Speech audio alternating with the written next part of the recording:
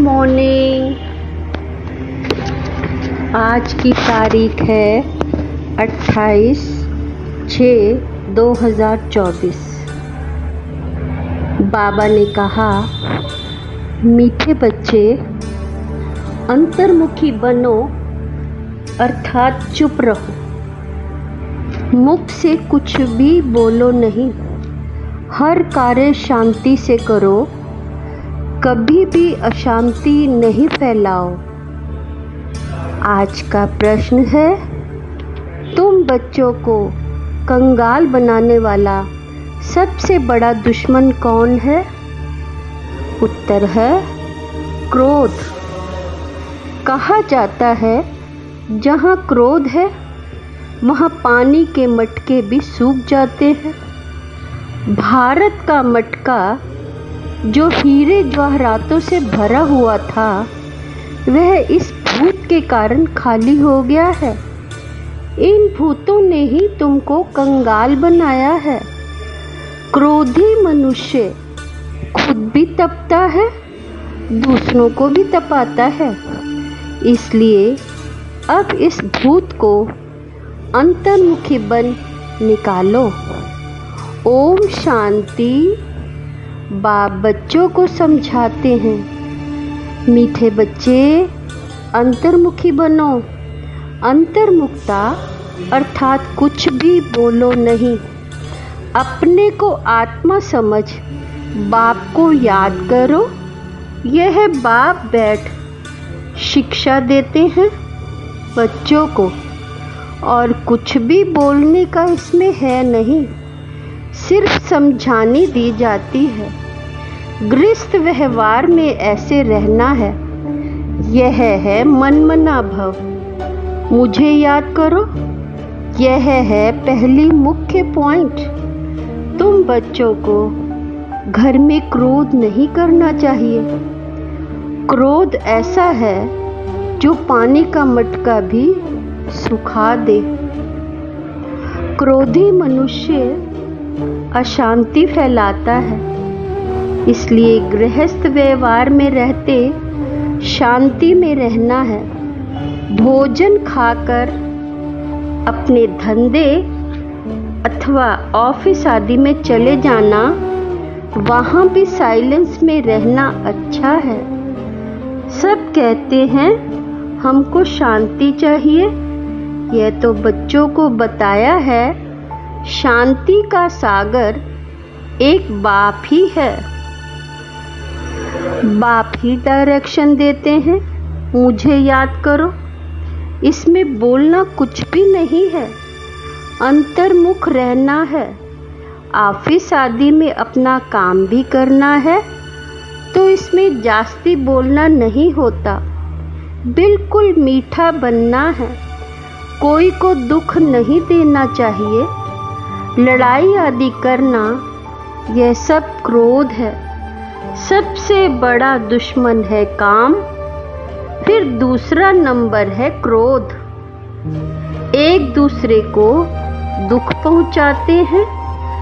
क्रोध से कितनी लड़ाई हो जाती है। बच्चे जानते हैं सतयुग में लड़ाई होती है नहीं, यह है रावण पने की निशानी। क्रोध वाले को भी आसुरी संप्रदाय कहा जाता है। भूत की प्रवेशता है ना, इसमें बोलना कुछ भी नहीं है, क्योंकि उन मनुष्यों को तो ज्ञान है नहीं, वह तो क्रोध करेंगे।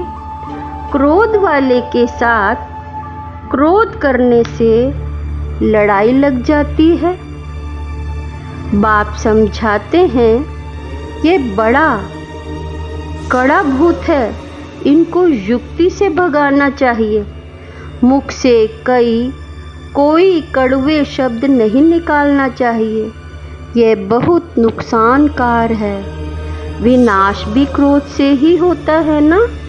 घर घर में जहाँ क्रोध होता है, वहाँ अशांति बहुत रहती है। क्रोध किया तो तुम बाप का नाम बदनाम करेंगे। इन भूतों को भगाना है। एक बार भगाया तो फिर आधा कल्प के लिए ये भूत होंगे ही नहीं। यह 5 विकार अभी फुल फोर्स में हैं। ऐसे समय ही बाप आते हैं जबकि विकार फुल फोर्स में है। ये आंखें बड़ी क्रिमिनल हैं, मुख भी क्रिमिनल है। जोर से बोलने से मनुष्य तप जाता है और घर को भी तपा देते हैं। काम और क्रोध ये दोनों बड़े दुश्मन हैं। क्रोध वाले याद ना कर सकें, याद करने वाले सदैव शांति में रहेंगे। अपने दिल से पूछना है, हमारे में भूत तो नहीं है? मोह का भी लोभ का भी भूत होता है। लोभ का भूत ही कम नहीं है। यह सब भूत है क्योंकि रावण सेना है। बाप बच्चों को याद की यात्रा सिखलाते हैं, परंतु बच्चे बहुत मूंझते हैं।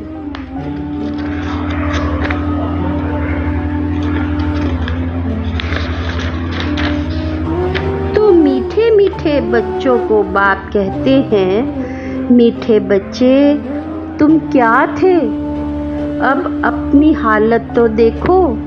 बल तुम कितनी भी भक्ति आदि करते थे, परंतु भूत निकाल नहीं सके। अभी अंतर्मुख देखो, बल तुम कितनी भी भक्ति आदि करते थे, परंतु भूत निकाल नहीं सके। अभी अंतर्मुख होकर देखो, हमारे में कोई भूत तो नहीं है। कोई से दिल लगाई, भाकी पहनी तो समझो चट खाते में गया। उनको तो मुंह देखना भी अच्छा नहीं लगता। वह तो जैसे अछूत है, स्वच्छ नहीं है। अंदर में दिल खाती है, बरोबर मैं अछूत हूँ। बाप कहते हैं, देह सहित सब कुछ भूलो, अपने को आत्मा समझो। यह अवस्था रखने से ही तुम देवता बनेंगे।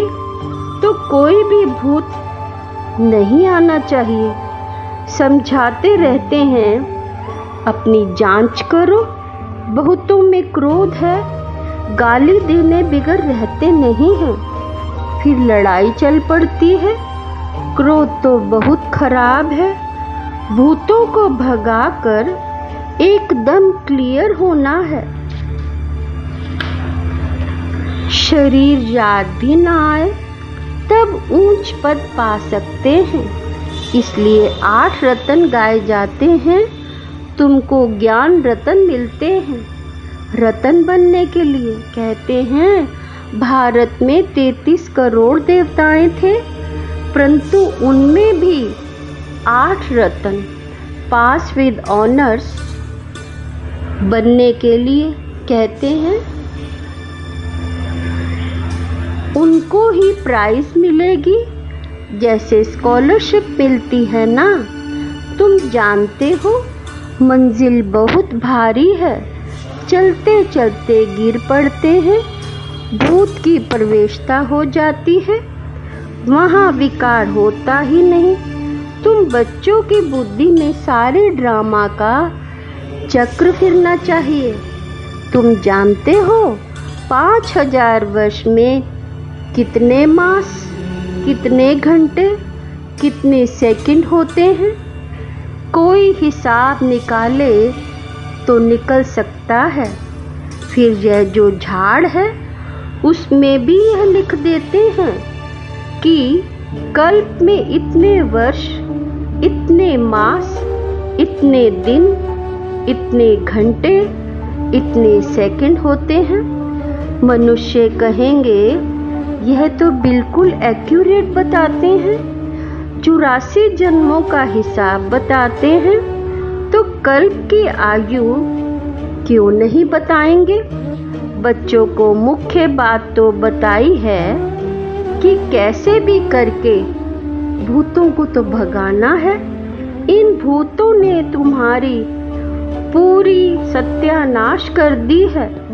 सब मनुष्य मात्र में भूत जरूर है, है ही भ्रष्टाचार की पैदाइश।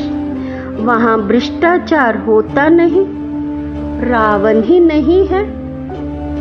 रावण को भी कोई समझते नहीं है। तुम रावण पर जीत पाते हो, फिर रावण होगा ही नहीं। अभी पुरुषार्थ करो, बाप आए हैं तो बाप का वर्षा जरूर मिलना चाहिए। तुम कितना बारी देवता बनते हो और कितना बारी असुर बनते हो, उनका हिसाब नहीं निकाल सकते। अनगिनत बार बने होंगे। अच्छा बच्चे, शांति में रहो तो कभी क्रोध नहीं आएगा। बाप जो शिक्षा देते हैं उस पर अमल करना चाहिए। अच्छा, मीठे मीठे सिक्के लदे बच्चों प्रति माता पिता बाप दादा का याद प्यार और गुड मॉर्निंग। रूहानी बाप की रूहानी बच्चों को नमस्ते। हम रूहानी बच्चों की रूहानी माता पिता बाप दादा को याद प्यार और नमस्ते नमस्ते नमस्ते। Thank you Baba, thank you. कल का दिन बहुत अच्छा बीता, आज का दिन और भी अच्छा बीतेगा। शुक्रिया बाबा, शुक्रिया।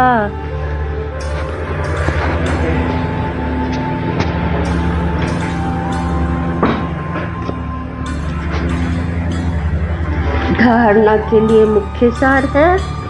पहला पॉइंट है, अपने आप से पूछना है, हमारे में कोई भी भूत तो नहीं है, आंखें क्रिमिनल तो नहीं होती हैं, जोर से बोलने व अशांति फैलाने का संस्कार तो नहीं है, लोभ मोह का विकास दाता तो नहीं है।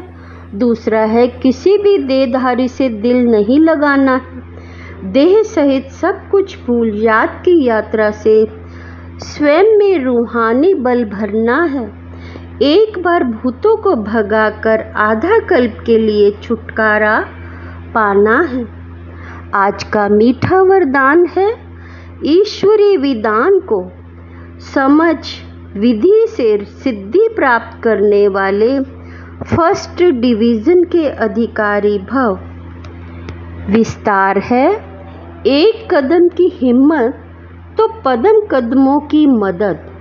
ड्रामा में इस विधान की विधि नोंदी हुई है। अगर यह विधि विधान में नहीं होती तो सभी विश्व के पहले राजा बन जाते। नंबरवार बनने का विधान इस विधि के कारण ही बनता है। तो जितना चाहे हिम्मत रखो और मदद लो, चाहे सरेंडर हो चाहे प्रवृत्ति वाले हो, अधिकार समान है, लेकिन विधि से सिद्धि है। इस ईश्वरीय विधान को समझ अलबेलेपन की लीला को समाप्त करो तो फर्स्ट डिवीजन का अधिकार मिल जाएगा।